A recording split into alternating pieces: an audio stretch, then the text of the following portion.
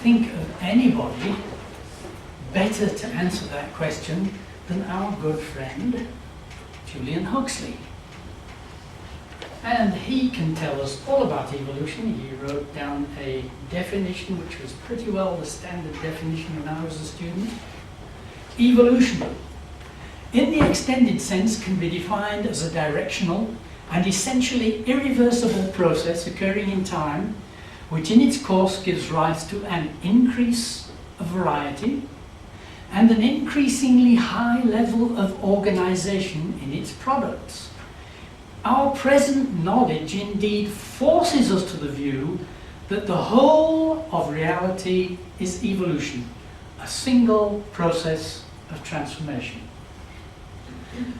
Well, that is a completely overarching philosophy. It explains everything. The whole of reality is evolution. In the beginning, there was nothing, and then that nothing exploded into everything. Well, actually, it was only gas to start with, but there were thousands of millions of billions of trillions of tons of it. And that gas came together to form stars, and in the stars there were nuclear reactions which produced heavier elements all the way up to oxygen. And then some of them exploded, and in the explosion they produced even heavier elements. And then all these elements flying around in space happened to come together to form the Earth. And then on the Earth, some of those atoms and molecules happened to come together to form a living organism. And then just by chance, they got better and better. What a satisfying story. It answers all the big philosophical questions. Like, for example, why is there something instead of nothing? Well, originally there was nothing, but it exploded into everything. What's the meaning of life? Oh, there isn't any meaning to life. Life is just an accident. It just came out of an explosion. Will I be called to account for what I've done in this life? No. You can do what you like. Everything just happens by chance, and you're your own boss. What happens after death? Well, life is just chemical reactions, and once the chemical reactions stop, it's over. You just become compost. That's it. Finish.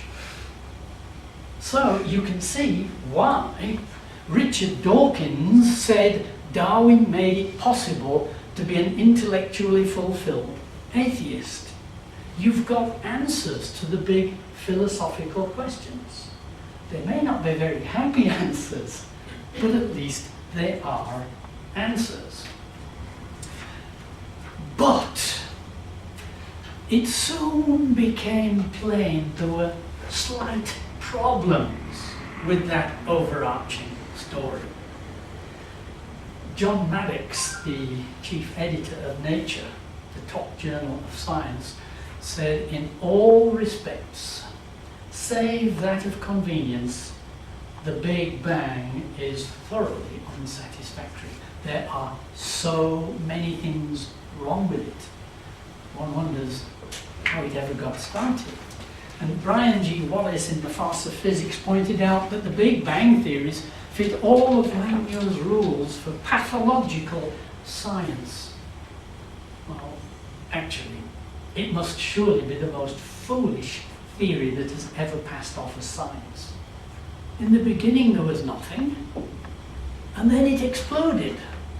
Well, you know, we've watched many explosions. Every single one of them has destroyed information, order and structure.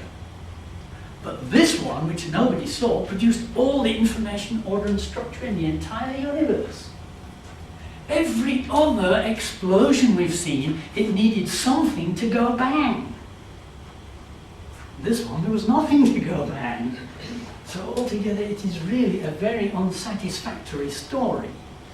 And I think the evolutionists very soon realized they couldn't maintain a really high standard and say, look, our story is impregnable when the Big Bang is so flimsy. So other definitions had to be found. Now, a very popular one for quite a while was one that was agreed to by Bertrand Russell and Bishop Huddleston for their famous debate on evolution. And this definition became pretty well standard for quite a long time. Evolution is a continuous, naturalistic, mechanistic process by which all living things have arisen from a single living source, which itself arose by a similar process from a non-living, inanimate world. Well, that was a satisfactory definition that lots of people accepted for a long time, but there is a problem. This inanimate matter, this inanimate world, this dust and water and air and things, in order to produce the simplest living organism, they have to organize themselves into an extremely complex entity. And the problem with that is that the best tested law of science, the one which has absolutely no hint of refutation ever, is the second law of thermodynamics.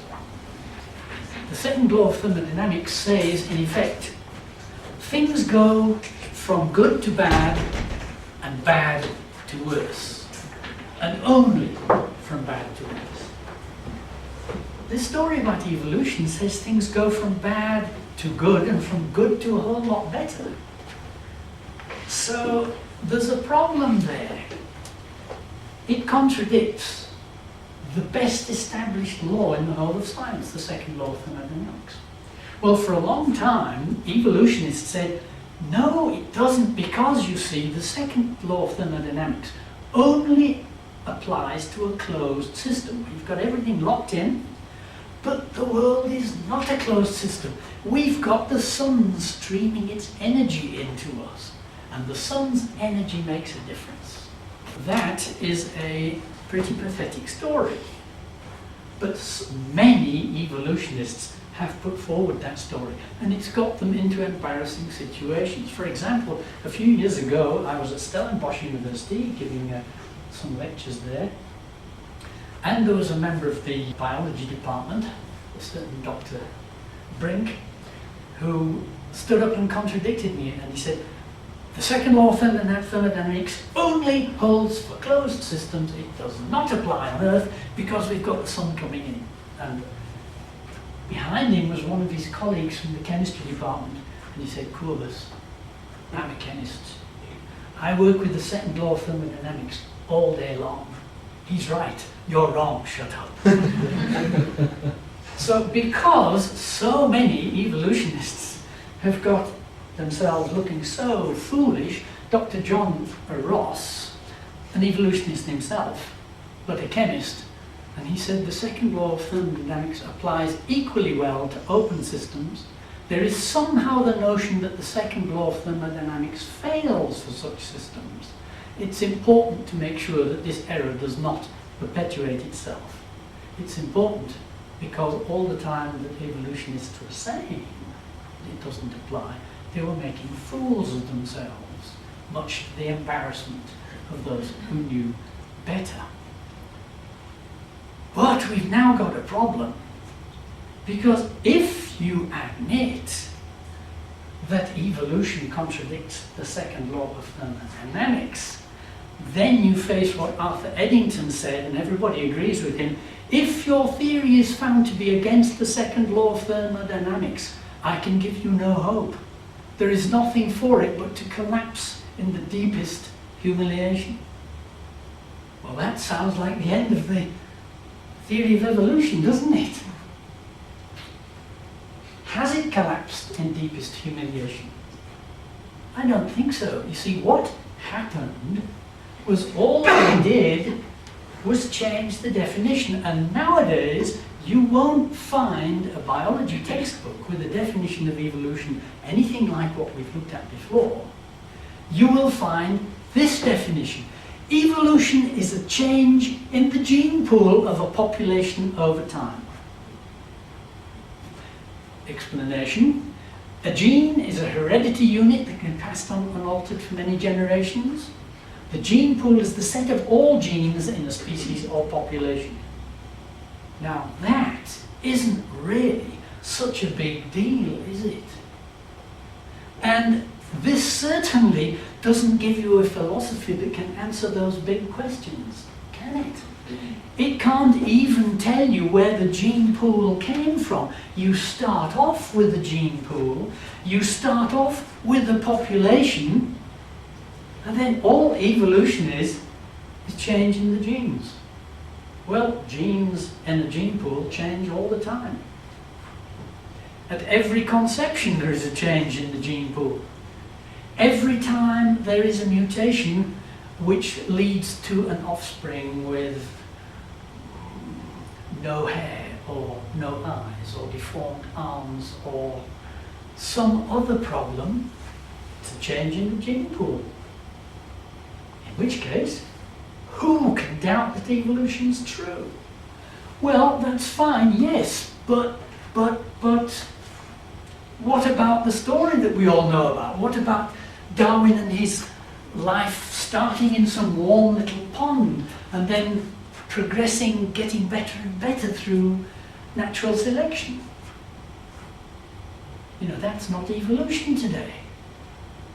Evolution is only change in the gene pool, at least if you come to debate with anybody who is a biologist. Now, they're quite happy for you to think of this as evolution. But if you get them in a corner, they will say, oh no, this isn't evolution, this is the neo-Darwinian theory of evolution. Aha. Well, what's the neo-Darwinian theory of evolution? Now, that is called the modern synthesis. And it was synthesized by three famous biologists: Julian Huxley, Theodosius Dobzhansky, and Ernst Mayr. They arrived in America. Dobzhansky came from Russia, Mayr from Germany, Huxley from England in about 1930. And they got together as the top evolutionary biologists and synthesized the neo-Darwinian theory of evolution.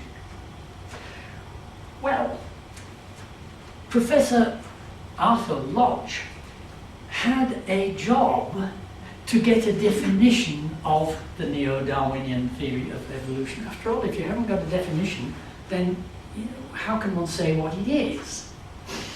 Well, being a respected scientist at a prestigious university, he went among the experts to find out who better than one of the three original theorists.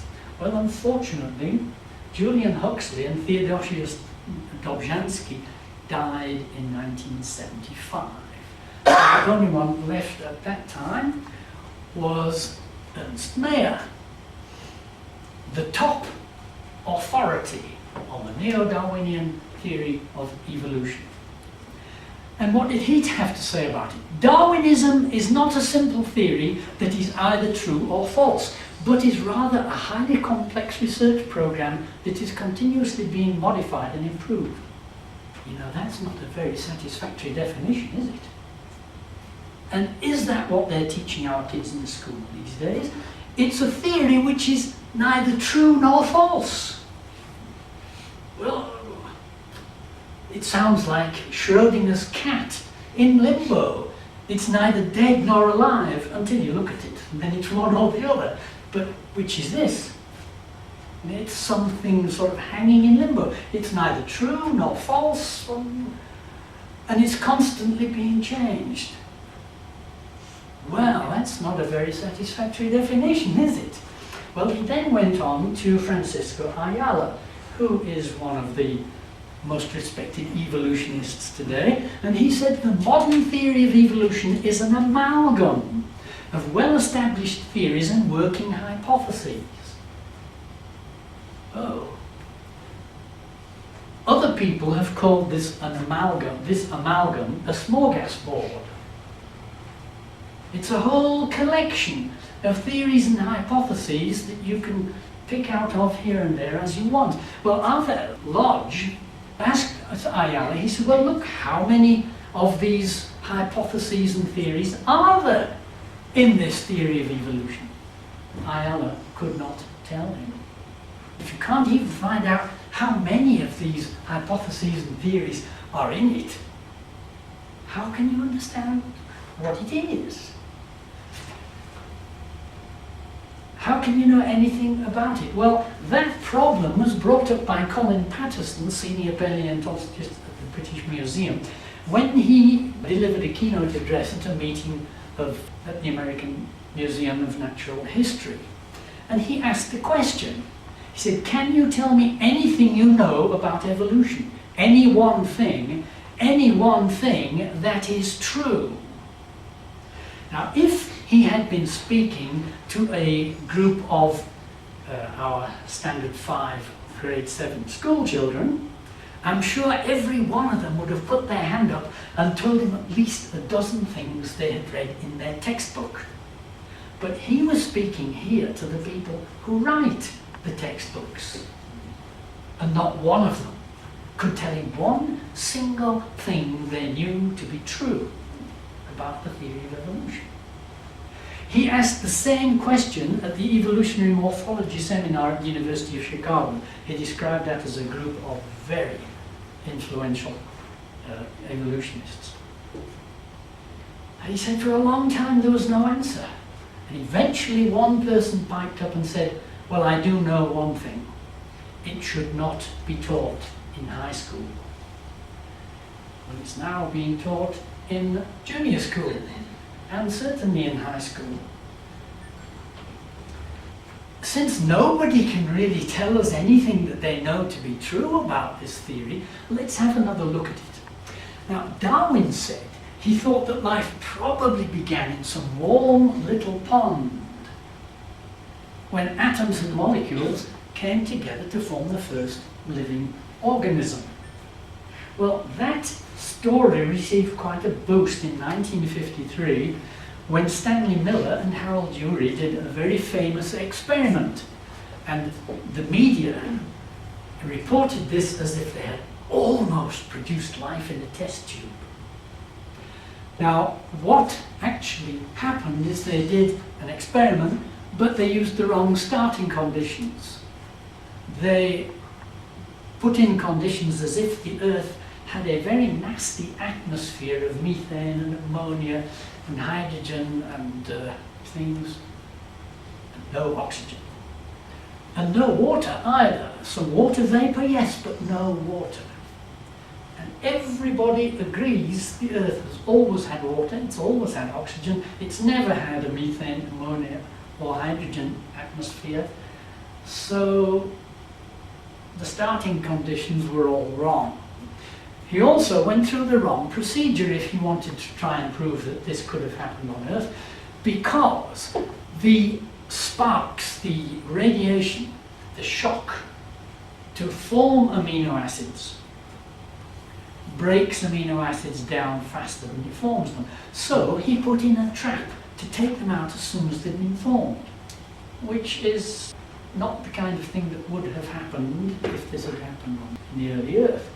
He got the wrong results. Almost everything that he got was a sludge, a tar. And tar, together with amino acids, stops them forming polymers. It just blocks them all off so they can't do anything. There were traces of amino acids, just traces, but only 2. Now, the idea of this is that if you can produce amino acids, then proteins are made from amino acids, so you can produce proteins. But proteins need 20 different kinds of amino acid. You could produce 2. Now, by changing the materials that you put in his experiment, you can get other amino acids. Some combinations you can get 3 or 4. And if you go across all the methods that have been tried, you can get quite a few, but you can't get all the 20, whatever you do.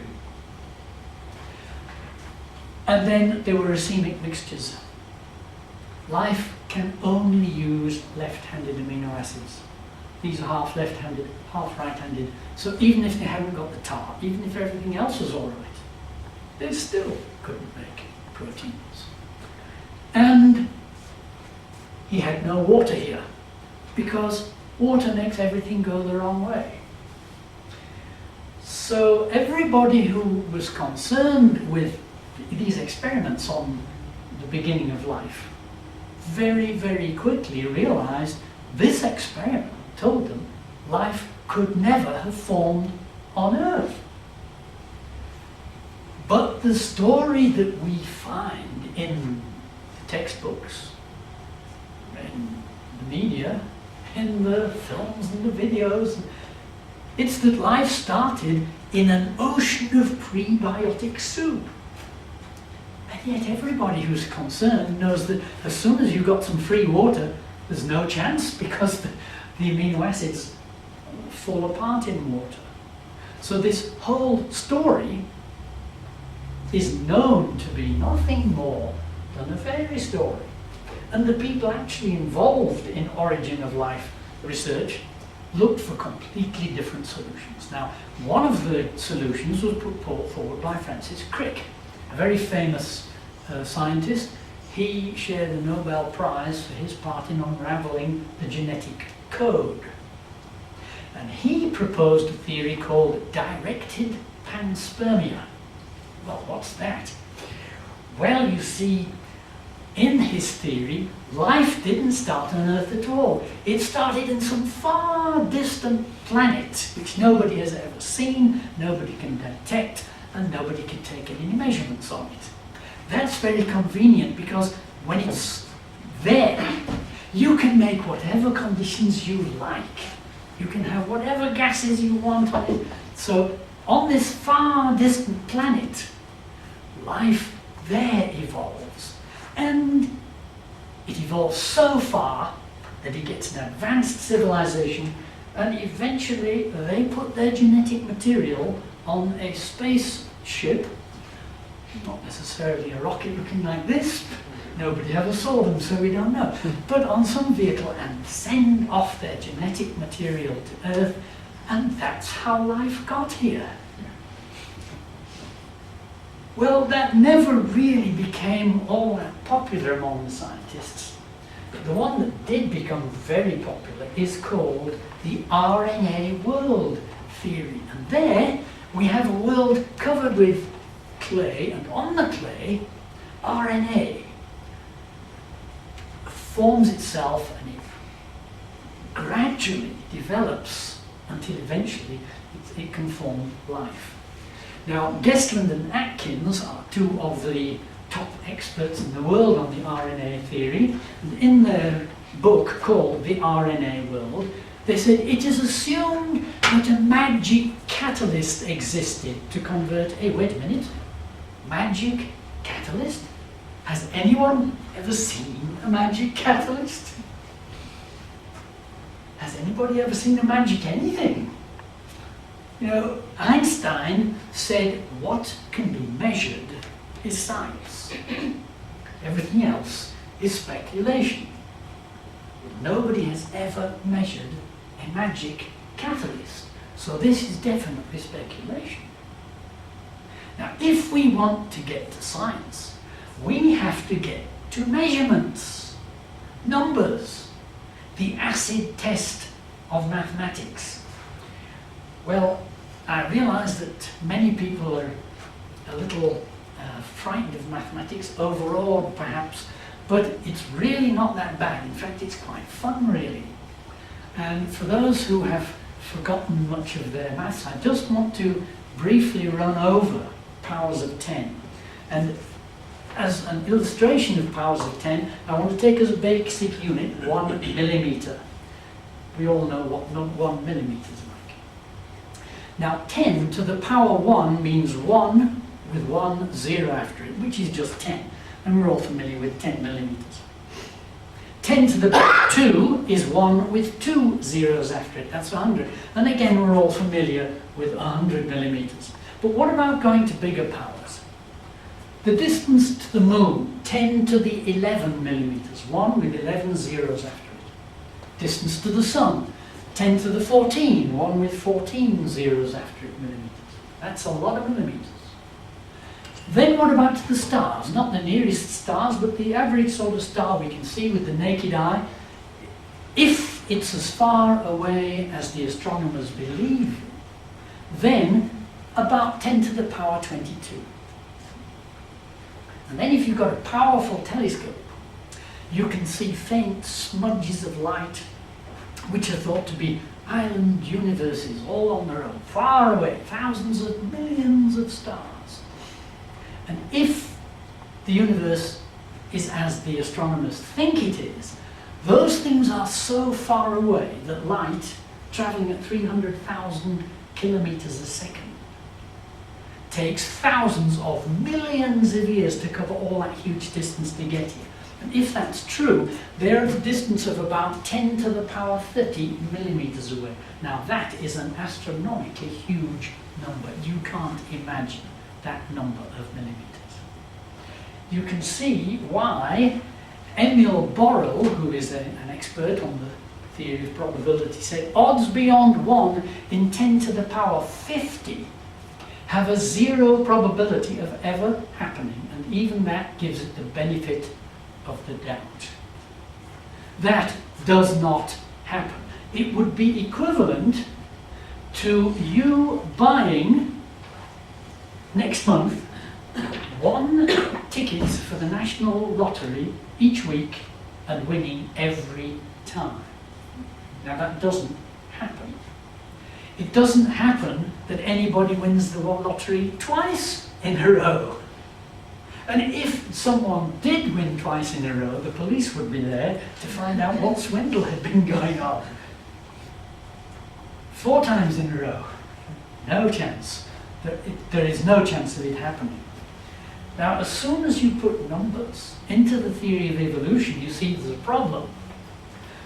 And the evolutionists recognized that themselves, and they called for a symposium to look at the problem at the Wistar Institute, the famous symposium called Mathematical Challenges to the Neo-Darwinian Interpretation of Evolution. And the first technical paper put forward was by Murray Eden, and he showed that if you had all the amino acids needed for proteins in exactly the right proportions, all of them completely covering the Earth, so you've got, all you have to do is juggle them to put them together, the chance of making a biological protein is 1 chance in 10 to the power 325. Now 10 to the 50 is no chance at all. This, it's like the chance of buying 1 ticket in the national lottery every week for 6 months and winning every single time. This is something that's not going to happen. Assembling amino acids into a protein is a complex process. A protein is a string of 20 different kinds of amino acids. In this picture, which is a computer-generated picture, each color represents a different kind of amino acid. Once this string, which can be thousands of amino acids long, has been formed, it has to be folded to its shape, and some of them, enzymes, have to be so accurate that they must be right to 1 atom. Now, an enzyme fits the substrate that it works on, and that fit has to be exact. Because it has to be exact, one can work out a very strict probability of getting it to that shape. Now, the simplest known living organism has about 200,000 different proteins. And of those, about 2,000 are these special proteins called enzymes. And those enzymes are absolutely essential to every living organism. For example, phosphatase speeds up reactions vital for cell signaling by 10 to the 21 times, allowing essential reactions to take place in a hundredth of a second. Without it, it would take 1 trillion years. Well, a living organism cannot wait for 1 trillion years for something to happen. It's got to happen quickly. And every one of the 2,000 enzymes is essential, because if you have to wait 1 trillion years for one thing, it doesn't matter how fast the others can work, you've got to wait for 1 trillion years. You need them all, and you need them all perfect at once. Well, Fred Hoyle looked into this problem. A very skilled scientist and a very proficient mathematician, and he found that just to produce those 2,000 enzymes needed by the simplest known living organism, the probability was 1 chance in 10 to the power 40,000. Now, I wrote that out longhand, and it takes 13 pages of zeros. Now we're talking about the probability of winning the national lottery every week for 50 years. Now, at the top here, I have written out 10 to the 80 longhand. But why should I be interested in 10 to the power 80? Well, the reason is that it's believed that in the entire visible universe, in all the stars, all the galaxies, all the clouds of gas and dust, there are at most 10 to the power 80 atoms in the whole universe. 10 to the power 80, one with 80 zeros after it, it takes a line and a third of zeros. Gives you an idea of what 10 to the power 40,000 is like. Well, the problem doesn't stop there for evolution, because Harold Moravitz, who is, I think I can safely say, the most respected biological physicist in the world, calculated the probability of producing the simplest known living organism, the simplest bacterium, by chance, 1 chance in 10 to the 100,000 million.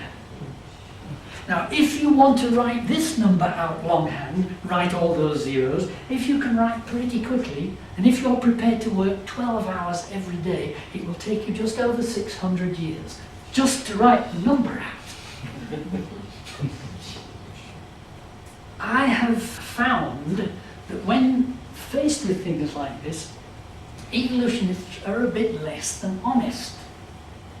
Now, I've given presentations at universities in many countries, and the biologists there never criticize this number. They don't say, oh, that's not true.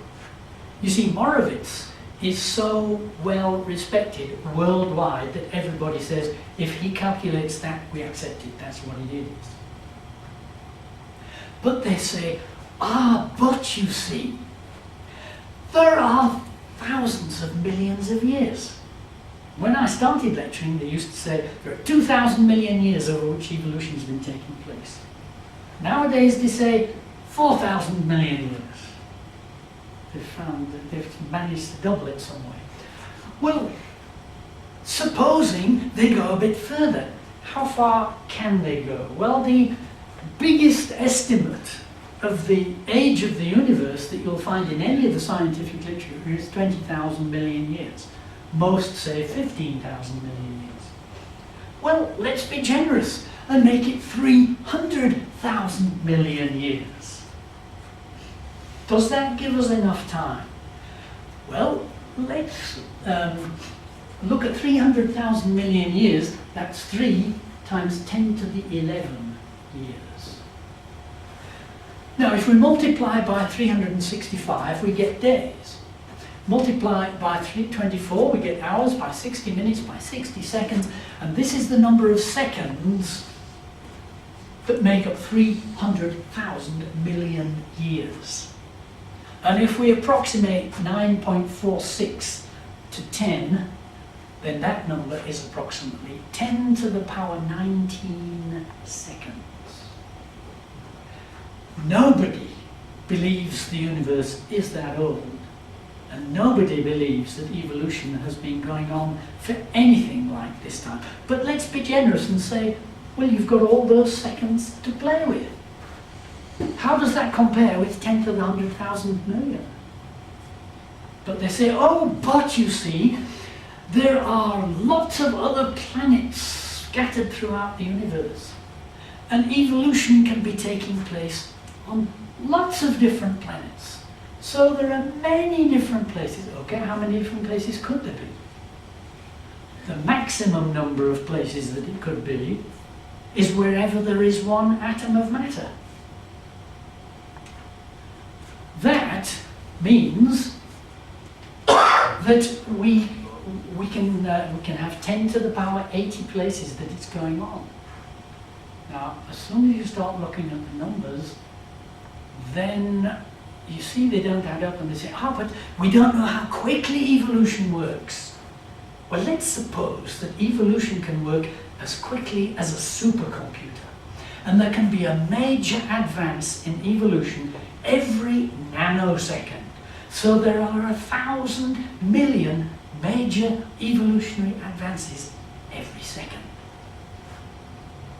That means we've got 10 to the 19 times 10 to the 9 is 10 to the 28 nanoseconds in 300,000 million years. And we'll have that going on everywhere where there is one single atom of matter, which is 10 to the 80. So we've got 10 to the power 108. Well, how big a probability do we have to face at every step? Well, it's that divided by that, which is 10 to the power 99,999,892. Well, that's quite a small probability, isn't it? It's the probability, approximately, of winning the national lottery every week for 7,100 million years. Well, you can see what I mean when I say they seem to be somewhat less than honest. In Arthur Lodge's searches, Professor Crow said, all living organisms on Earth today are descended from inanimate matter. The process of descent in part 1 involved very large but unknown numbers of steps, mostly small. Mostly small is 10 to the 999,982.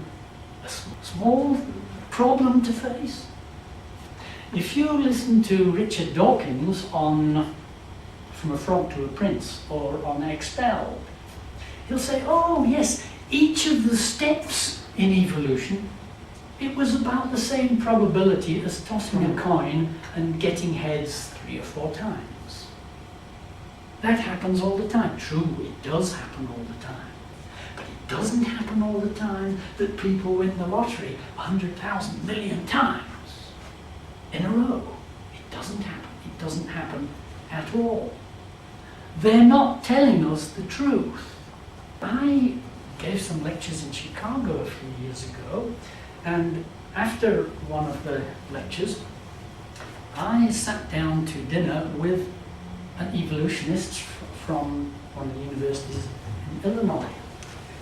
He was very unhappy about what I was saying about evolution. And I was saying, but look, you know perfectly well that the stories that they are telling are not true. Why don't you tell people the truth? And I was astounded at his answer. His words were, we cannot tell the public the truth about evolution. They would not understand and would be confused. So that's what the professional evolutionists think of you and me. We are just too dumb to understand. So that raises a question. If they're not telling us the truth about evolution, what are they telling us? I was giving some lectures in Holland a few years ago, and that was at a place called Delft. And I finished a lecture, and some of the students from the university came and said, not far away there is a museum which is entirely dedicated to evolution. Would you like to come and have a look? So I went there, and we got into the entrance porch, and this is what is there. This entrance porch, it's a big room, maybe 3 or 4 times as big as this. And there is an ocean of prebiotic soup with volcanoes flashing and lightning, and the story there about life starting off in this ocean of prebiotic soup. So I said, but this is disproved nonsense. Nobody believes this anymore. It's absolutely ridiculous. So I went to find the curator of the museum and said, look, this story that you're putting out here, it's known to be totally false. And he said, well, yes, but if we didn't show them this, what would we have to show them? Now, I used to have a friend who also gave lectures like I do, and he gave a lecture in Cape Town.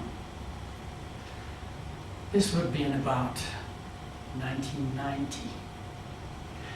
And he showed lots of things that the evolutionists are telling us which are simply not true. Like, for example, the evolution of the horse. Now, the curator of the Cape Town Museum was there. And at the end, he stood up and said, you haven't told us anything new at all. We've known for years that things like the evolution of the horse are not true. So my friend said to him, then can you tell me, please, why do you still have the evolution of the horse demonstration in your museum? Well, he didn't answer, but if he had answered, he would have to say the same thing. Well, if we don't show that, what can we show?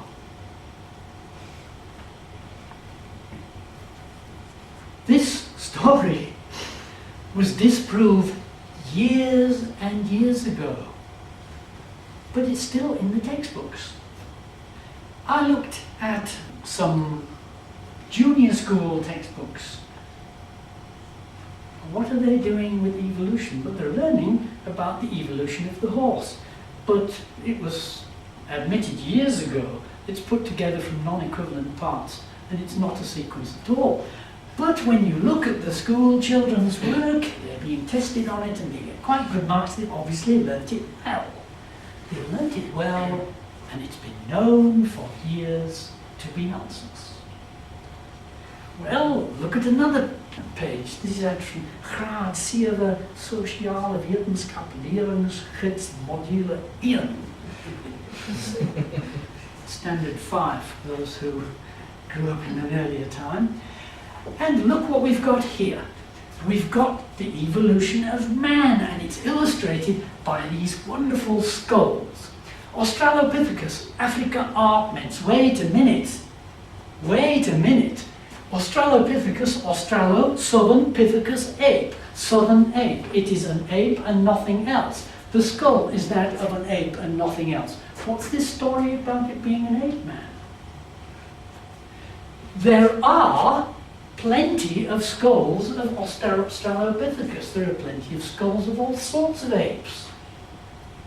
And then we've got Neanderthal.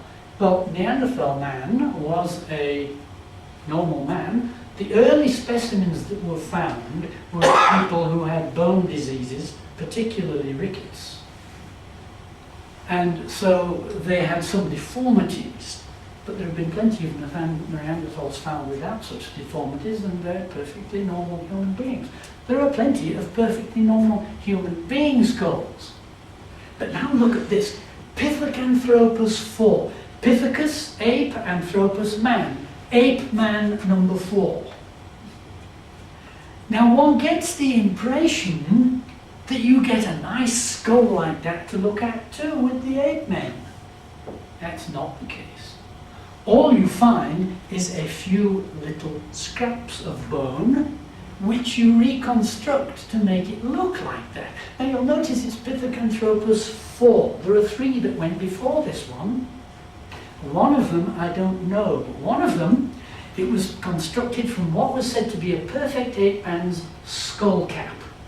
So there was just this little bit here, the perfect ape man's skull cap. It was later discovered to be an elephant's kneecap. Then the next one wasn't from a skull at all. It was from what was said to be an ape man's collarbone. That was later discovered to be part of a dolphin's rib. And Pithecanthropus 4, it's usually known as Java Man. That was found by a man called Dubois. And he went to Java specifically looking for an ape man. And he found 2 human skulls and 1 giant gibbon skull. 20 meters away, he found a human leg bone. So he said, aha, this human leg bone goes with this gibbon skull, and so he made up an ape man. Pithecanthropus 4, better known as Java Man. Just look at that skull, you really think this gives the impression you find skulls that you can look at. Well, this is a particularly well-known ape man skull, which has got far more bone than most of the ape man skulls. But here you can see the bone because the bone is dark, and the rest is plaster of Paris. Richard Leakey once said, it's mostly imagination. You find a few scraps of bone, very rarely as much as this. It's usually far less. And the rest you have to fill in with your imagination and plaster of Paris. Well, this was a very famous skull. I think there were more than 500 PhD theses written on the position of this skull in the evolution of man from the apes. It had prime position in the British Museum for about 50 years. It was eventually discovered that this jawbone is from an orangutan. It had been doctored, and the other bones had been chemically stained to make them look old, but they weren't old. It's a forgery, and so many of them have been found to be forgeries. It's not a joke. Now this is another one. Now this is more typical of the amount of material that ape men are reconstructed from. It was reconstructed from one tooth, and you'll notice that the artist has been careful to include it in his drawing. Now it's not uncommon to reconstruct ape men from one tooth. Perhaps you've heard of Alice of Alicedale and her brother, each reconstructed from one tooth. And the story goes that because there's tooths like this, the jaw must have been like that to hold it. With such a jaw, the skull must have been like this, and so you reconstruct your ape man from one tooth. It took its place on the family tree of man with the impressive name Hesperopithecus. And there it remained until an identical tooth was found in the jaw of its original owner. Its original owner turned out to be a wild pig. So this whole story it would be a joke if it were not being presented to our children as true, and they're learning it and believing it. Another thing which is being presented, and I remember when I studied biology at Wits University quite a long time ago, this was one of the most impressive displays in our evolution textbook. This is a set of drawings by Ernst Haeckel showing embryo development, and he shows development from fish, salamander, turtle, all the way through to man. Now, you've heard, I'm sure, about humans having gill slits at one stage of their development. Well, here we've got the embryo of a fish, and you can see these gill slits that it's got, and all the way through all these other things, they're all just the same. They must all have come from fish. Yes.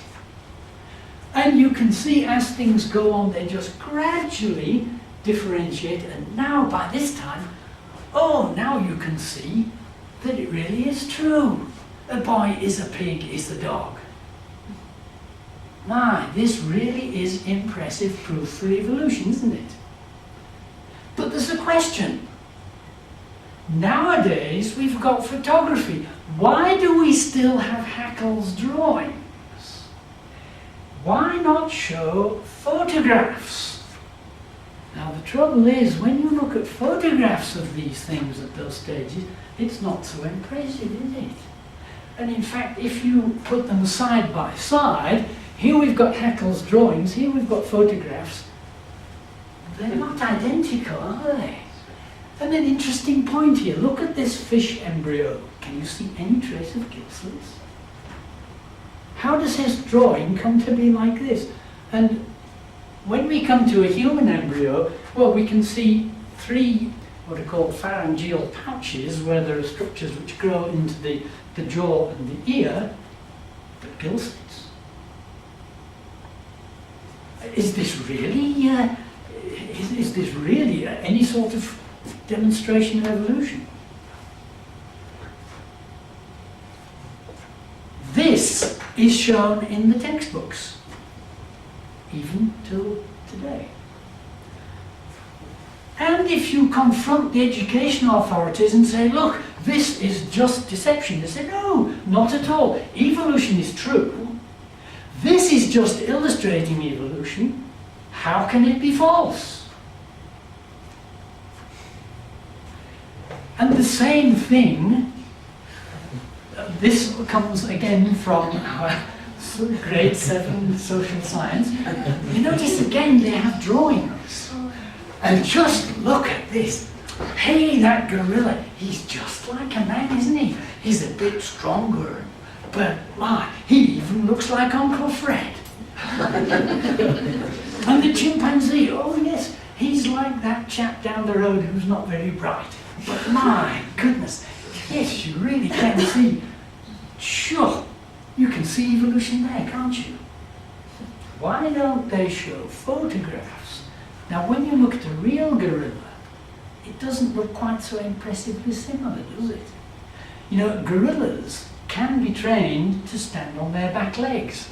So can bears, so can dogs, so can horses, especially when they are given something to eat as a reward when they stand on their back legs. But they don't normally. They normally walk on all fours or climb in the trees. And when you look at it like that, it's not quite as convincing as looking at that, is it? And when you look at a chimpanzee instead of that drawing, well, they also always walk on their forelegs. They can be trained to walk on two. But when you look at a real chimpanzee, it's not so impressive, is it? It just doesn't give you the same impression that, yes, this definitely demonstrates evolution. What they're showing us, is it true? Or is it a story? Can you tell me anything you know about evolution? Any one thing that is true? Well, from what I've seen of the school textbooks, the writers also know nothing true because they have to show us false things like Haeckel's drawings and those ape men. Is there anything that anybody knows that is true about evolution?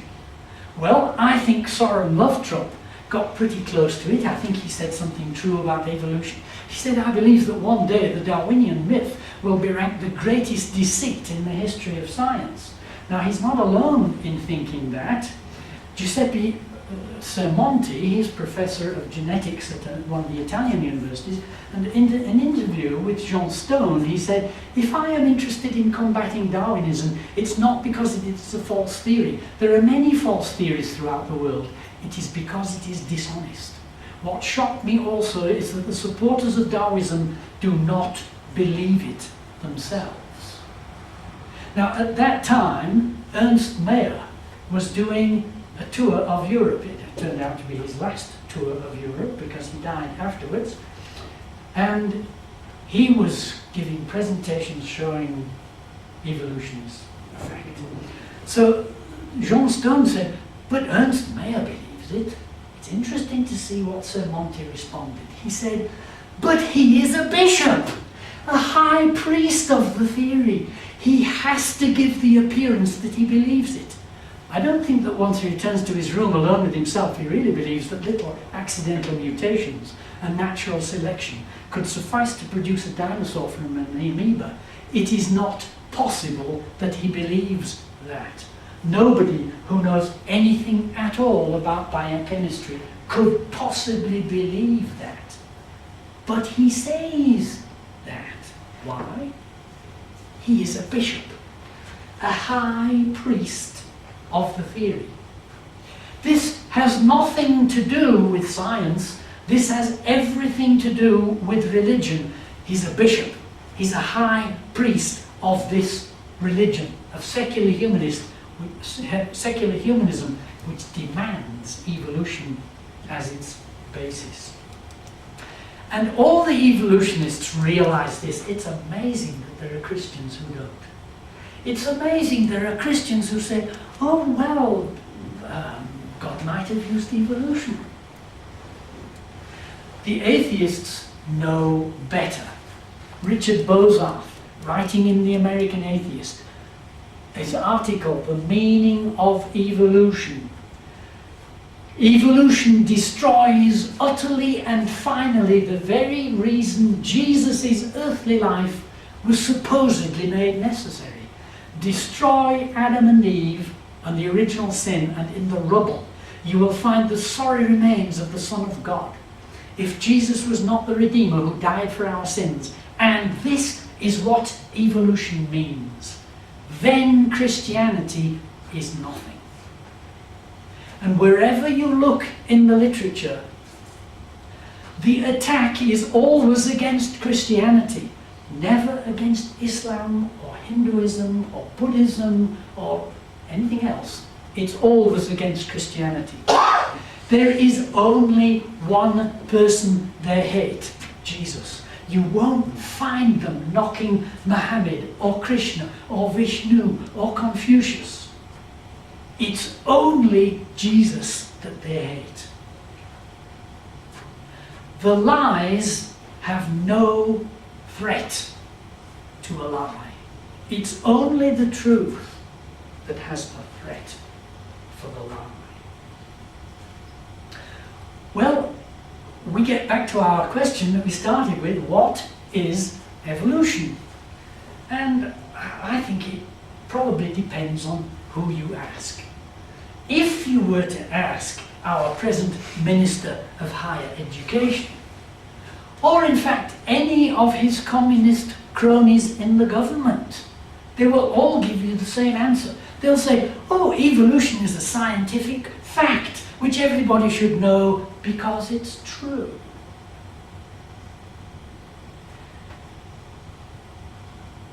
I think that's not true at all. I'd say it's much more truthful to say it is an attack on the Lord Jesus Christ and nothing else.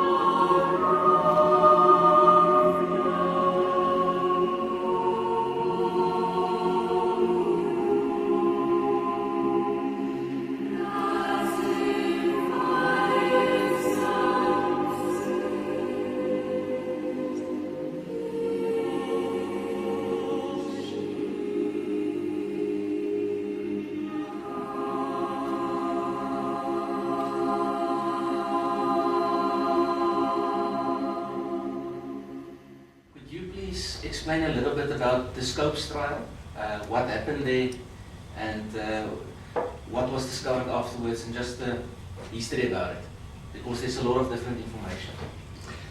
The Scopes trial was organized by the ACLU deliberately to be a protest. Now, the ACLU is quite a well-organized group of atheists who want to get Christianity out of everything and secular humanism into everything. So they organized for a teacher, I think he was actually a PT teacher. And at one stage, he had to take a few biology lessons because the biology teacher was not there. And in that biology stint that he did not teach any evolution.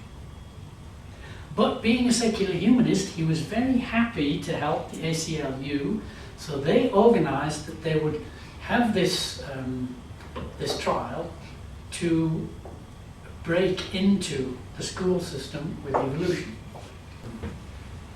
The side for the ACLU withdrew before the judgment because they knew perfectly well the judgment was going to be against them and that wouldn't be very good publicity.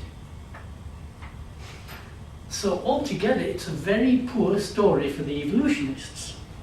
But what happened was the secular humanist playwright decided to do what all the Hollywood people do today, and that is change the facts to make it exactly the opposite of the truth. You will find the complete opposite to the truth being put forward, and people who don't know any history, and most people nowadays don't, you don't learn any history at school, and most people never bother to look up any history on their own, then that's what you'll believe. So a playwright wrote a play called Inherit the Wind, in which he had the people against the ACLU as a set of Christian religious bigots who were all utterly wrong, and they were completely outclassed in court because the arguments of the evolutionists were so good and the arguments of the Christians were so pathetic that one would think that the Scopes trial had been an absolute victory for evolution.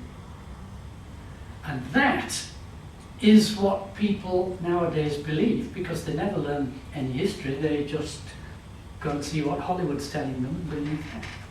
But the whole Scopes trial was an attempt by the ACLU to gain a victory. They lost, but later it was turned into a victory by a lying playwright.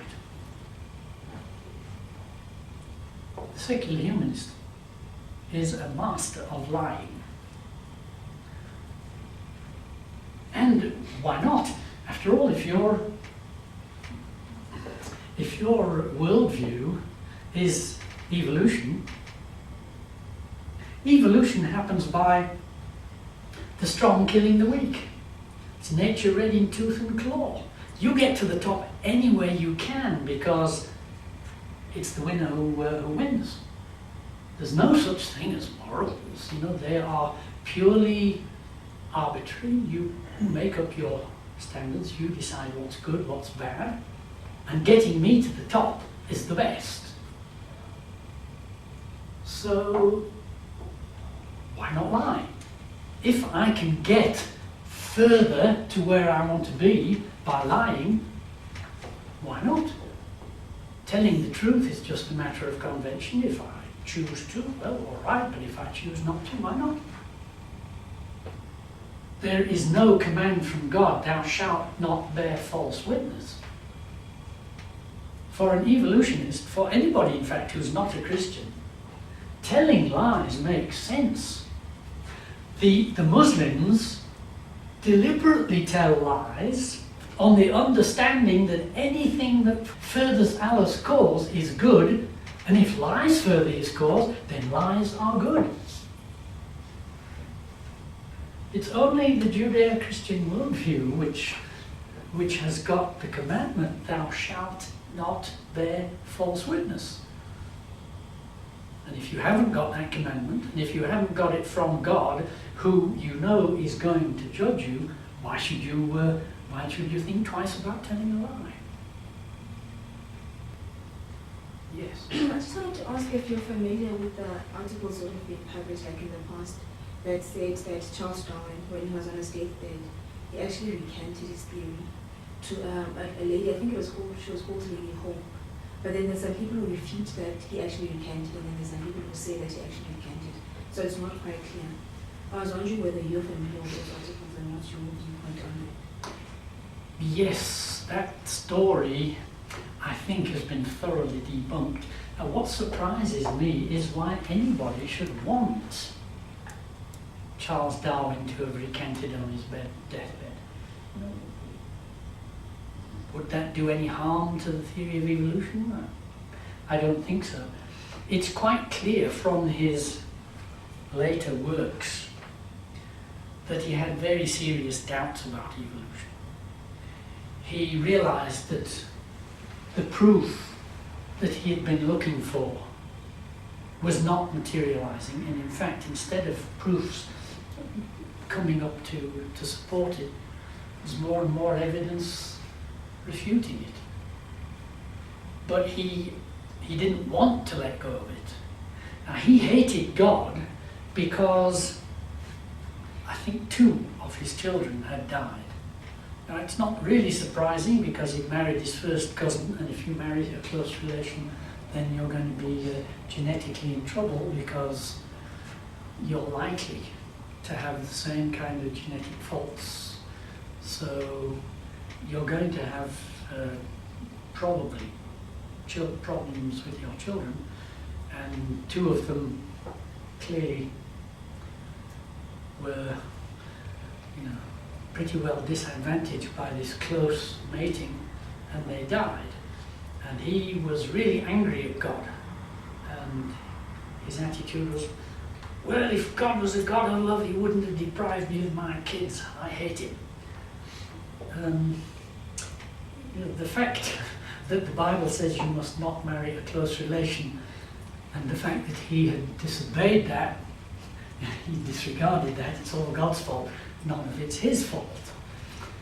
And I don't think he wanted to recant, because to recant of evolution, then you're back to having to acknowledge a creator.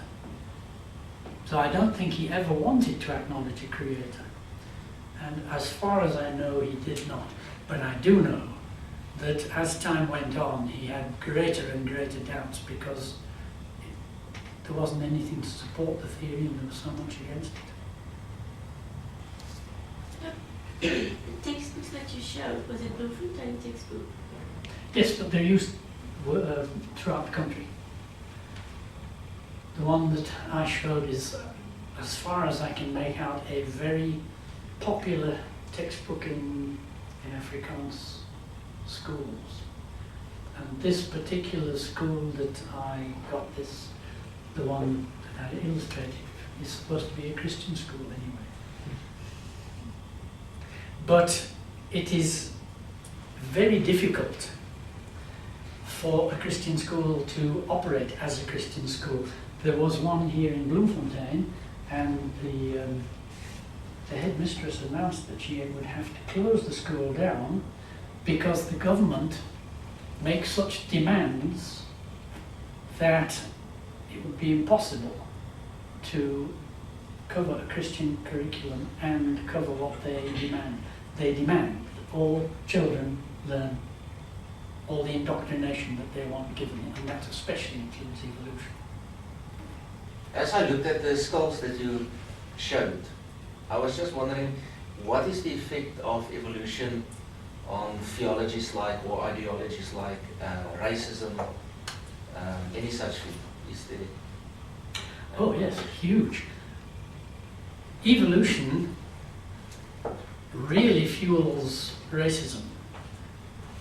The Nazis, for example, were quite open in their idolization of Darwin, and they could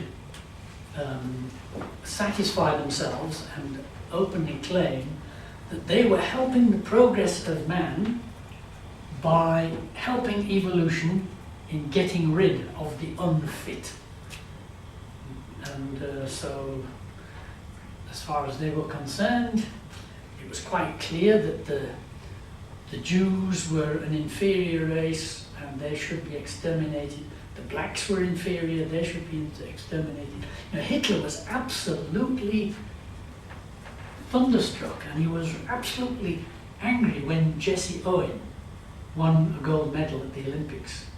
When he saw this black man beating the Germans, he was really absolutely outraged, because as far as evolution goes, Darwin had said what's going to happen is the black people are going to die out because they're the next stage up from gorillas and they can't possibly compete with the other races. So he said the blacks will die out, and then the nearest relation to people will be gorillas. Now, this is just pure Darwinism. He wrote a book, The Descent of Man. And in this, you know, he makes it very clear that the Australian Aborigine and the African Negro are the lowest level of evolution. They're just this side of monkeys. And racism burgeoned after evolution came. Until then, all the people in the civilized world were at least nominally Christian. You know, many of them were lukewarm or stone cold, but at least officially and nominally they were Christian. And the Bible says that God made of one blood all men. So racism is not feasible on that worldview. But on an evolutionary worldview, it's not just feasible, it's compulsory. I wonder what the evolutionists would say, because there's a joke that says, if you came from monkeys or apes, why do we still have apes? In the first place. Well, look, the story has changed. Evolutionists nowadays don't say men came from apes. They changed that story about maybe 30 or 40 years ago. They say now that there was an original ancestor which has disappeared.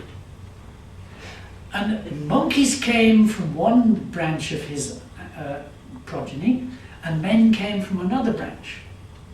So we both come from a common ancestor, but we don't come from monkeys. That's not the way it used to be. But now it has become rather, shall we say, politically incorrect to be a racist. So now they've changed the story to make it more politically correct. But you won't find that from Darwin. From Darwin, it's apes, gorillas, Negroes, and Australian Aborigines, then Chinese, and right at the top, white Europeans. And in his book, he says nobody could doubt, I can't remember the words, he says nobody could doubt that a black person will ever be able to compete with a white person except in physical strength. And to him it was absolutely, perfectly clear. You should read Descent of Man, it's quite interesting. Most evolutionists these days are embarrassed by it. Philip, what does evolution say about the future? Are we going to evolve into something better? Well, yes. This is why the New Age is so popular. Evolution is really a part of the New Age, and the people who've got it, they're the ones who are evolving to realize the Christ that is within them. We are on our way to Godhead. At the moment we're a bit better than monkeys, but we're on our way to God. And this is a very popular idea among the New Agers. You know, people like to think of themselves as being gods. What was the way Satan got Adam and Eve to sin? You will be as gods. You look at Buddhists, what are they aiming at? They're aiming to get away from this body, this human form, which is just a prison. We want to come out and be God, in unison with the great spirit of the universe. We ourselves will unite with this God. It's a great idea that Satan has always put forward. Just think you can be like God. Ooh, wonderful. You don't have to be submitted to it. Oh, wonderful. I can be my own boss. I can be the God. You know, it's something that man loves. So they don't like you, but they want to be like you. Well, They don't believe in you, but they want to be you. It's only the God of the Bible they hate. And Oh, yeah. I don't know if you've seen the film Expelled. Not yet. Well, you should have a look. In it, Ben Stein interviews quite a lot of people, including evolutionists, and one of them is Richard Dawkins. And at one stage he says to Richard Dawkins, well, I think you said that God is not a very good character. And he said, oh, I said far worse than that. And he opened his book and it said something like, the God of the Bible is the worst character in the whole of fiction. Although the most hateful character in the whole of fiction. He really hates God. He's quite happy with the other ones. He's quite happy with Buddha and Krishna and Vishnu and all that kind of thing. But as far as God goes, he's a very interesting example of the way it's impossible to be consistent as an atheist. Now, I maintain that there are two possibilities. You either have to accept the creation was created by a creator, or the creation created itself. If you believe the creation was created by a creator, then the only logical thing to do is to seek and find who is that creator. And I've come across plenty of people who have done this. And anybody who looks genuinely will find the God of the Bible, because the Bible is the only book which is consistent. The God of the Bible is the only God who is consistent. So if you actually want to seek the truth in that worldview, you must end up at the Bible and the God of the Bible. On the other hand, if you opt for the creation created itself, then there is no God. And if you are consistent in that, you have to end up over here, there is no God. And over this side, there's only one place you can be. There is the God of the Bible, and his creation is his. Now, I claim to stand over here. And in all the things that I look at, in biology, in geology, in astronomy, whatever I look at, I am quite convinced that I can hold a completely consistent position here in my circle, standing on the Bible. Now, the other side, the only consistent way it can be in that circle, there is no God, and that's it.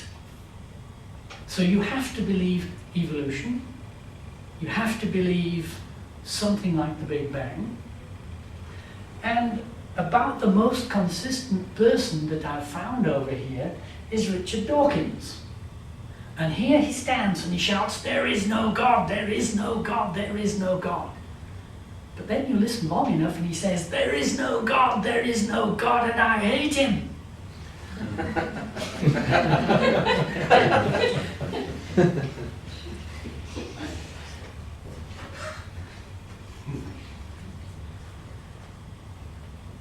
I don't believe it is possible to be here and be consistent. There's only one consistent position. It's here, standing on the Bible. just wonder why they keep believing it if they actually know it's not true. Deep in their hearts, they know it's not true, it can't be. And then why they just go and seek the truth or accept it. Well, that is a very interesting question. A few years ago, before the KGB threw me out, I used to lecture very, very often in Russia, and particularly in universities. And I gave a lecture to the biology department of the Russian Academy of Sciences in St. Petersburg. There are really top people there, really well qualified people, and it was one of the first lectures which my special interpreter was with me for. Now from then on, she accompanied me throughout Russia for years, but she was still sort of new to it. And after this lecture and the question and answer, she came to me puzzled and she said, "But this is amazing. These are clever, educated men. And yet, the questions they ask and the way they respond to what you have said shows that it's not possible that they can believe what they're saying." She said, "I must go and ask them." And she came back and she said, "Well, yes, they told me they know perfectly well that it's not true. But they just haven't found an alternative that they want to believe." If you want to believe a lie, you will. And I believe it's even worse than that. Even if you don't want to believe it, because if you look at 2 Thessalonians, I think it's chapter 2, about verse 10, it says, "Because they did not want to believe the truth, God sends them a strong delusion that they should believe a lie." Now, if God sends them that delusion that they should believe the lie, then what can you do to open their eyes? There's only one way to open their eyes. You've got to get them to stop hating the truth. If you can bring them to accept the gospel, then those lies lose their power. If God no longer sends them that delusion, then their eyes can be opened. When I was an atheist, I believed all this nonsense like the Big Bang and evolution. I believed all of it. When I became a Christian, it was still there, all this baggage that I had. But now, as I saw the evidence, I was able to say, hey, but look, this shows what I was believing was not true. But before I came to the Lord, before He saved me, I could look at evidence which was absolutely against what I was being told and not see it. I'd like to know, do you think that there will come a point in time where Christianity will be brought back into schools and evolution will be phased out or not? I doubt it. I very much doubt it. I believe that life as we know it cannot last much longer. Now, there are lots of reasons for that. And one of them, one simple reason, is that because of genetic error catastrophe, all life is going sterile. And among humans, the measurements that have been taken show sterility increasing at 1.5% per year. That's pretty well worldwide. You cannot have sterility increasing at 1.5% per year and not have a totally sterile population in the not too distant future. Now, Jesus said, when I return, will I find faith upon the earth? Well, if He doesn't come back fairly soon, He won't find life on the earth. So we don't have a vast amount of time ahead of us. Now, the time it would take to come to the bottom of the slope that society is heading for, to hit the bottom and then start to climb back up. It can't happen in 10 years, it can't happen in 20 years, it can't happen in 50, I should think. If one looks at what happens in the Bible, when people become so corrupt they really hit the downward slope, when they hit the bottom, it takes 70 years before they can start to rebuild and get on the right track again. I would suspect that once our society hits the bottom, again, it would take 70 years before it started to rebuild. And I doubt if society has got that long before sterility is such a problem that we don't have a future to look forward to. I personally believe that it cannot be all that much longer before Jesus returns. Now, I think it's very foolish to give a prediction and say, well, he must come in the next 5 years, or he must come in the next 10 years, or he must come in the next 20 years. But the way things are, it seems obvious that he must come soon. And also, when you look at the way society is becoming so utterly evil, throughout the world, you find unborn babies being murdered by the thousands every day.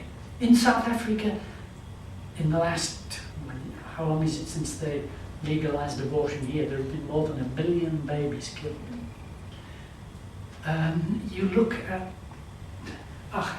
everything about the way society is going, the way that there is just no respect for human life.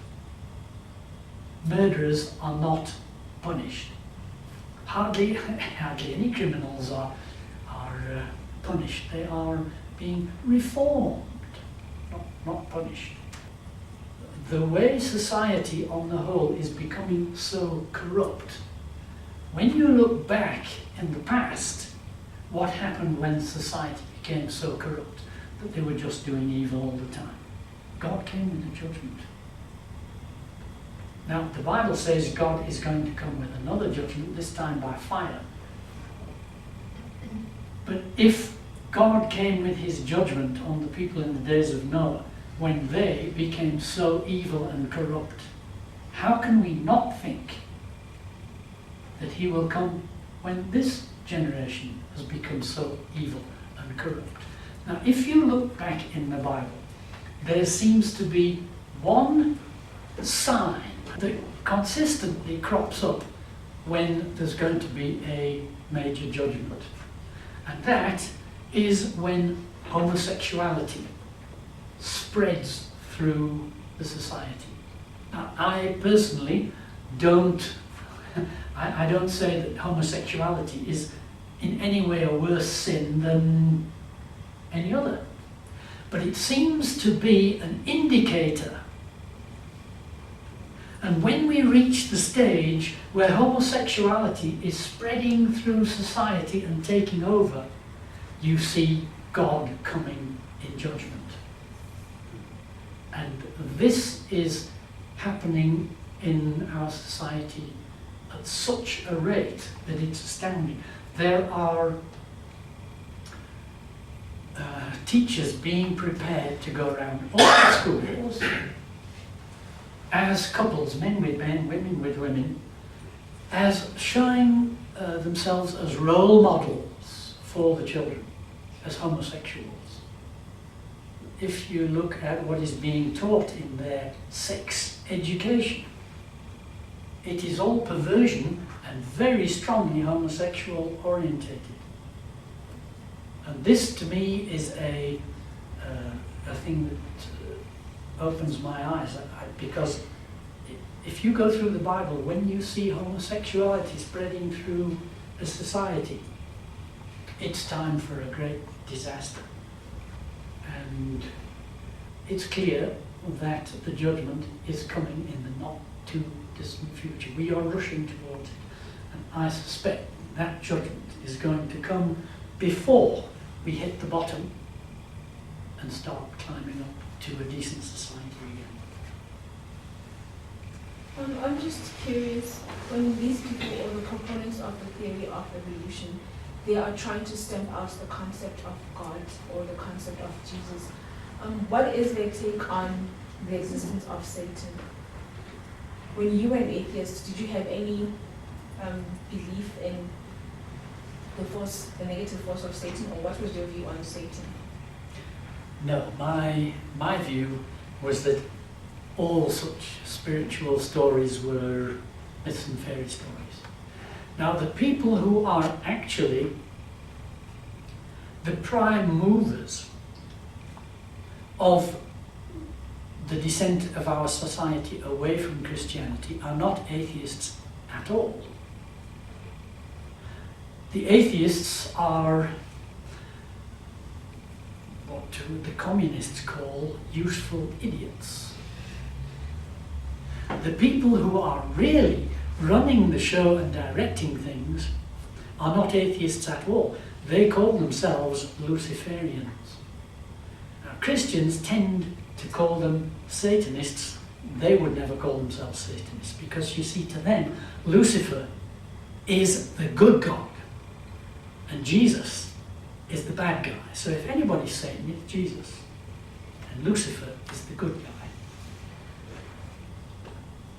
So the people who are at the top running the show are not atheists at all. They worship Lucifer.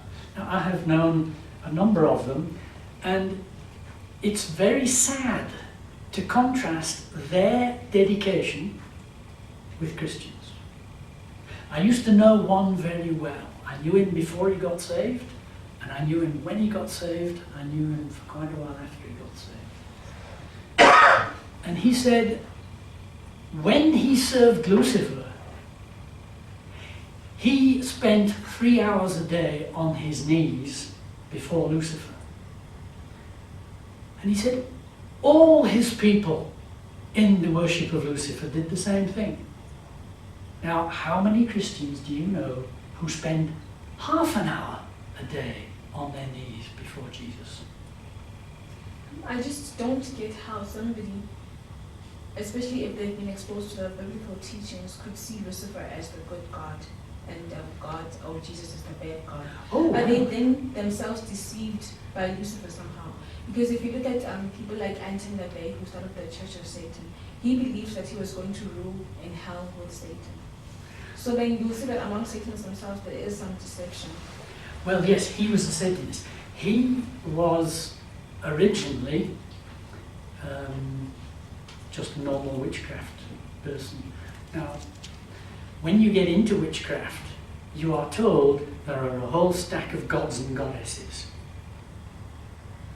It's only when you get quite far that you're told, well, actually that's just a story we tell the stupid people when they get in. There's actually only one God and it's Lucifer.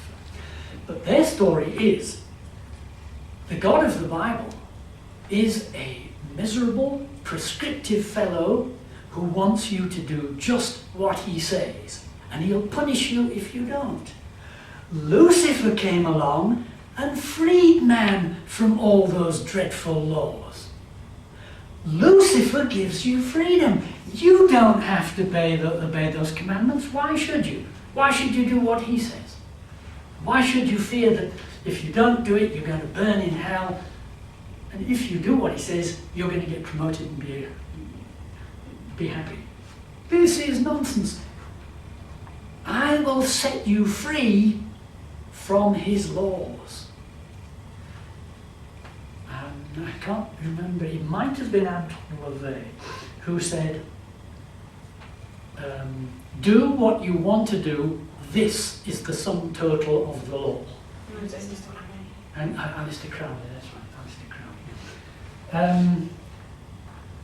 This is what Lucifer lets you do. He gives you freedom. All those laws that God gave You can't do this, you can't do that, you can't do this, you can't do that. And now when Satan had come along, and when Lucifer had come along and he'd set people free, and now they were living a life of freedom, this miserable Jesus comes along and wants to enslave them to God's laws again. He really is the bad guy. He's going to get you back to where you were, having to obey God's laws. Oh, I've got to do this, I've got to do that. Oh, I'll get punished if I don't. That's why he's the bad guy and Lucifer's the good guy. He lets you do whatever you want. You want to get drunk? Fine, go ahead. You want to go and seduce the neighbour's wife? Fine, why not? Nothing wrong with it at all. Have fun.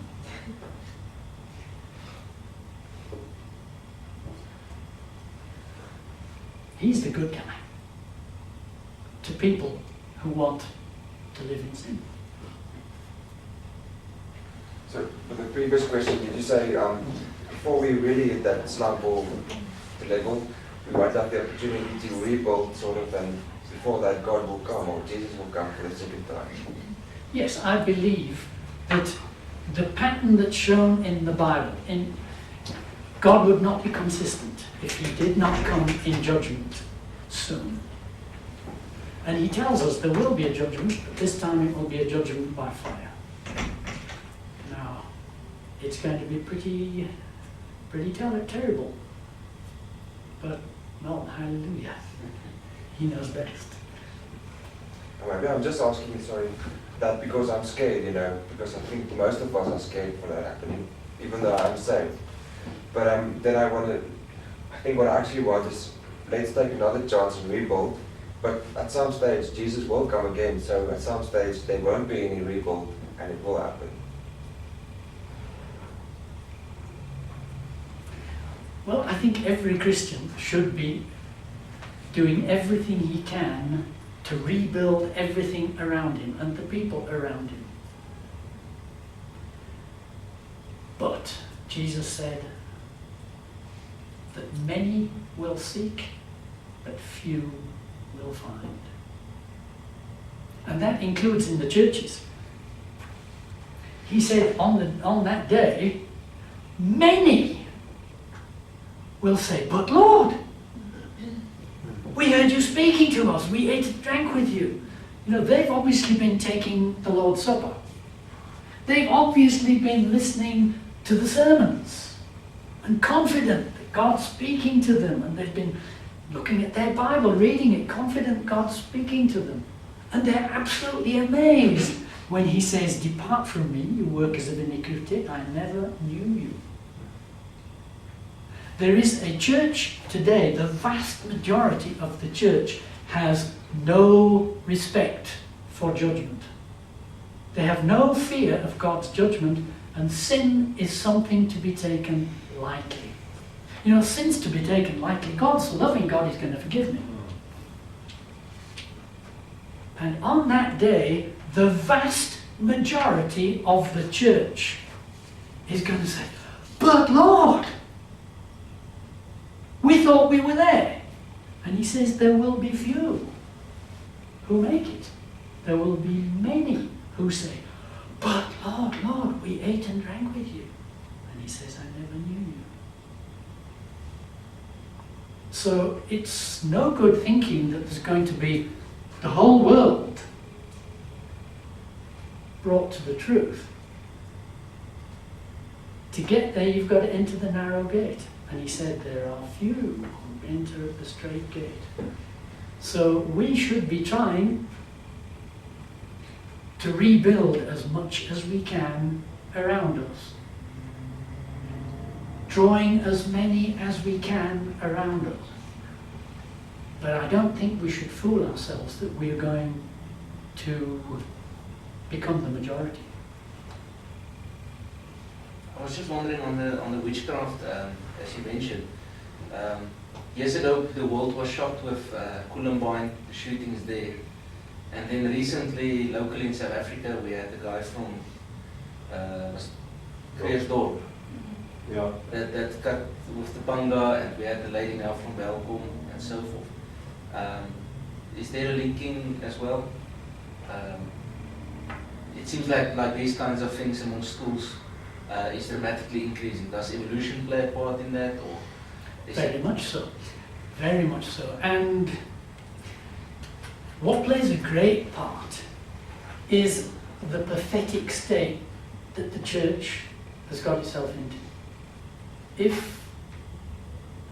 If you consider, for example, the situation in Europe before the gospel got there,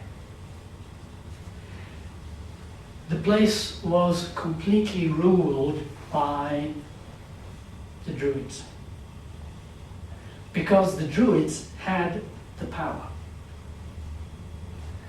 And people simply dare not go against them. It's much like it's been in Africa for a vast amount of time.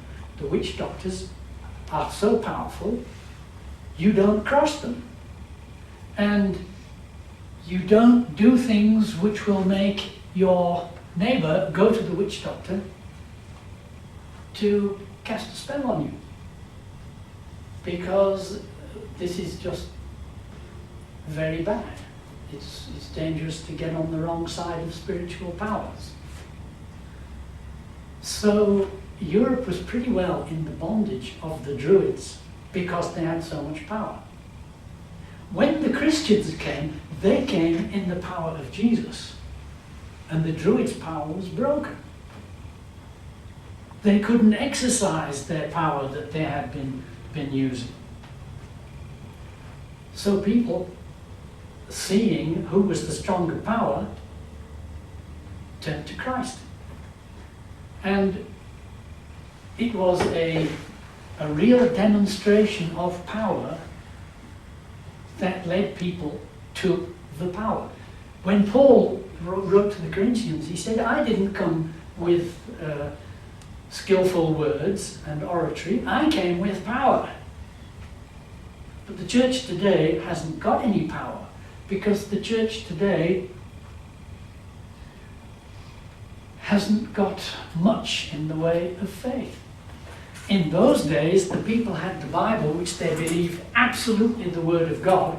Today, the church has got the Bible, which most ministers don't even believe. The theological colleges don't teach their pastors that the Bible's true. Not at all. They teach them that it's developed from Babylonian myths and it's fairy stories.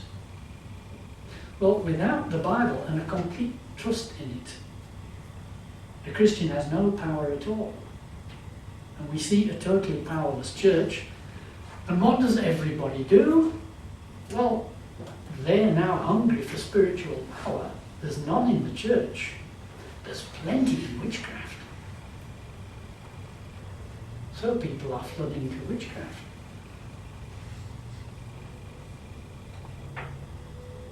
But does God himself still operate the way that he used to operate in the olden days?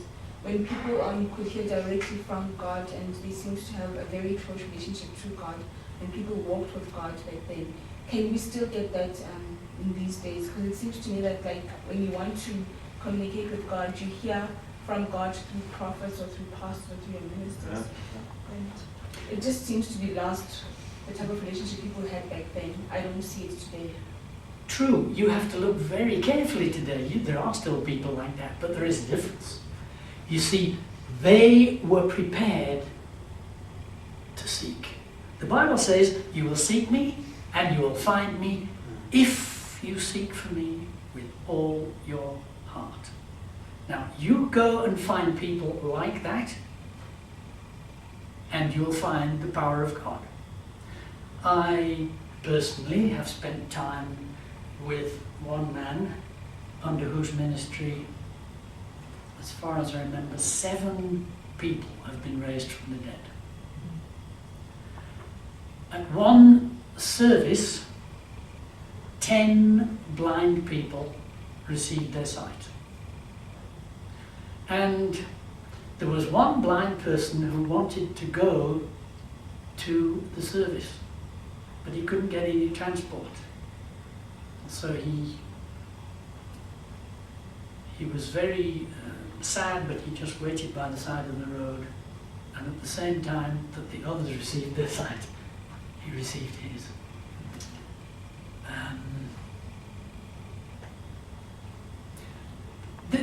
This kind of thing still happens, but the cost is still the same as it always was. What did it cost Paul to have the power he had? Everything. He said everything that was gained to him, he counts as done. Are we prepared to count everything in our life as done in comparison to the power of God in our life? The few people that I have come across who have that same attitude have the same power. And the few people that I have come across like this, every one of them believes every word in the Bible is God-breathed and the total truth. Just on the issue of the miracle workers that you're mentioning now, then how do you differentiate between genuine miracle workers and the type that you see on TV that are like shrouded in controversy? Like if I have to mention the Benny Hinn's or the Reinhard Bonkers, they also in a way perform miracles and claim to be of God, but then there's a lot of controversy surrounding them. And I'm thinking also like if I have to think in terms of the Bible, where the seven sons of Sceva were also like performing miracles, but they couldn't. Yeah, but like basically like when somebody confesses like okay, they're using God's power as well to perform miracles, how are you gonna differentiate? Because now I'm just worried if you're basing it on miracles, that the fact that they have a relationship with God, you're basing it on miracles, whereas somebody who's not a true person or a true follower of God can also perform those same miracles. Well, when I first got converted, I joined a Pentecostal church. And there's lots and lots of talk there about the power of the Holy Spirit. Lots of talk about gifts and power. And lots of sort of demonstration that nothing that really seemed really genuine. Nothing. Now, when I met people who really had power, they never talked about the sort of things that the Pentecostals talked about. They didn't talk about the gifts of the Spirit. They didn't talk about prophecy and speaking in tongues and healing. They just preached the gospel. Now, most of the miracles that happened at the particular place I'm thinking of did not happen because someone prayed for someone to be healed. It happened when, under the conviction of the preaching, people fell on their knees before God and confessed their sins. Now, if you go to the Pentecostal meetings, do you find the message, you must repent? I once went to a Pentecostal camp.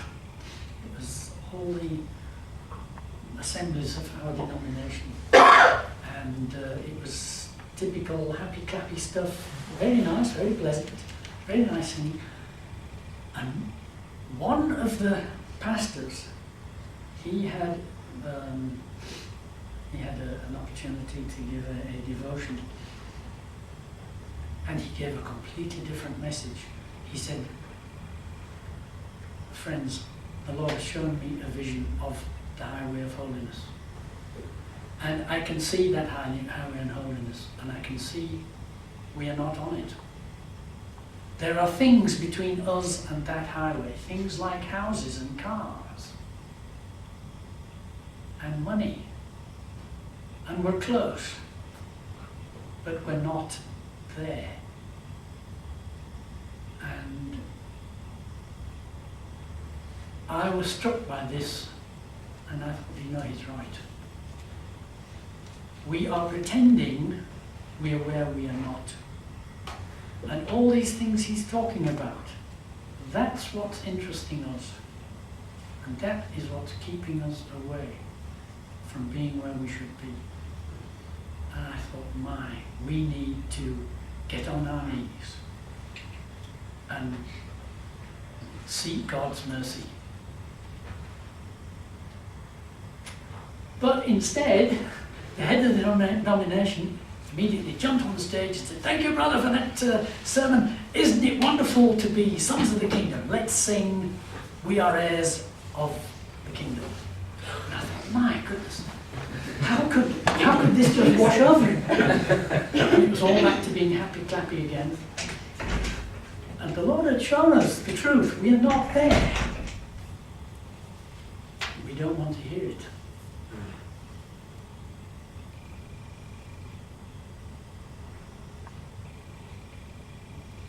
Is there like an indication of the growth of evolutionists? Like, are they growing? Like, for instance, for Christianity, they're continually growing. Is there like a percentage of evolutionists? And another question: why do they have so much control? Like, they move into the school sector and they change the textbooks and everything. Why do they have so much control? Because the Christians are so lukewarm. The only reason that Satan is rampant on the earth is because the Christians are fast asleep.